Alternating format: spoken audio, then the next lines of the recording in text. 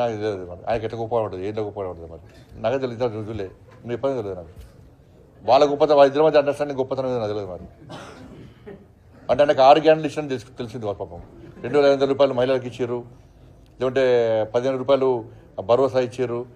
12 రూపాయలు రైతు కూలీలకు ఇచ్చారు తులం బంగారం ఇచ్చారు 2 లక్షల ఉద్యోగాలు భర్తీ చేశారు లేకుంటే 4,000 రూపాయలు నిరుద్యోగ వృద్ధి ఇస్తున్నారు 4,000 రూపాయలు ఆసరా పెన్షన్లు ఇస్తున్నారని తెలిసింది వాచానికి ఇట్లా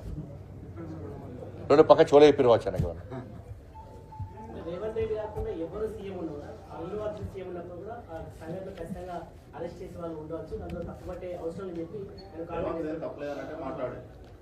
ఇప్పుడు అరెస్టులు అవన్నీ తర్వాత విషయం అసెంబ్లీలో 6 గ్యారెంటీల చర్చ జరిగిన అసెంబ్లీలో ఒక వ్యక్తిని వ్యక్తిగతంగా ఆయన గురించి గంట సేపు మాట్లాడాల్సిన అవసరం ఏమొచ్చింది అన్న అరెస్ట్ అయిపోయింది జైలుకి పోయింది వచ్చేసి అయిపోయింది ఇష్యూ క్లోజ్ అంతే 6 గంటల డైవర్ట్ చేయడానికే ఇప్పుడు ఏమైనా చర్చ ఏమైంది అసెంబ్లీలో దేని చర్చ జరిగిందంటే అల్లు అర్జున్ చర్చ జరిగిందని ప్రజలు చెప్పుకునే పరిస్థితి వచ్చింది వాళ్ళు ఆ చర్చ అవసరమా అని మేము అంటున్నాం ప్రజా సమస్యలు ఉన్నాయి అసెంబ్లీ దేనికోసం మాట్లాడుతున్నారు ఇవాళ ఇప్పుడు ఇష్యూ అయిపోయింది ఇష్యూ క్లోజ్ అయిపోయింది అరెస్ట్ చేసారు జైలుకి పోయారు జైలుకి వచ్చారు ప్రభుత్వం చట్టం తన పని తాను చేసుకుందని చెప్పి ముఖ్యమంత్రి చెప్పాడు చట్టం తన పని తాను చేసుకున్నది అయిపోయింది మళ్ళీ ఆ చట్టం గురించి ఈయనెందుకు మాట్లాడారు అసెంబ్లీలో అంటున్నాను అంత అవసరం ఏమొచ్చింది ఇది నాకు తెలిసి ఇది అల్లు అర్జున్ గారికి రేవంత్ రెడ్డి గారి మధ్యలో ఏదో చెడినట్టున్నది అంటే నాకైతే ఒక డౌట్ వస్తుంది అది లేకుంటే గింత ఎందుకు వస్తుంది ఒక వ్యక్తి గురించి అట్లా ఈరోజు చాలా మంది ఉన్నారు తెలంగాణలో ఇప్పుడు 1000 కోట్ల ఇది కలెక్షన్ వచ్చిందట ఎన్ని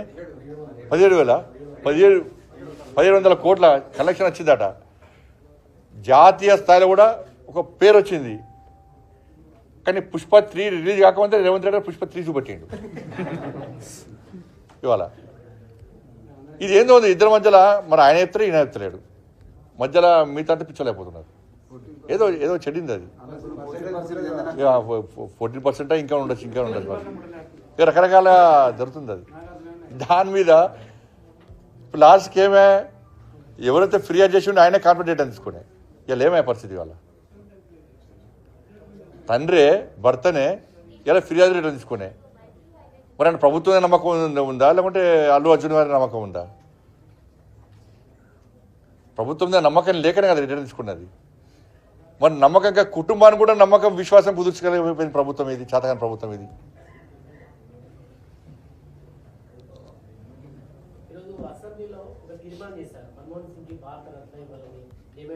ఉన్నప్పుడు ఎందుకు వేయాలి అంటున్నా వీళ్ళు ఉన్నప్పుడు బాబాసాహెబ్ అంబేద్కర్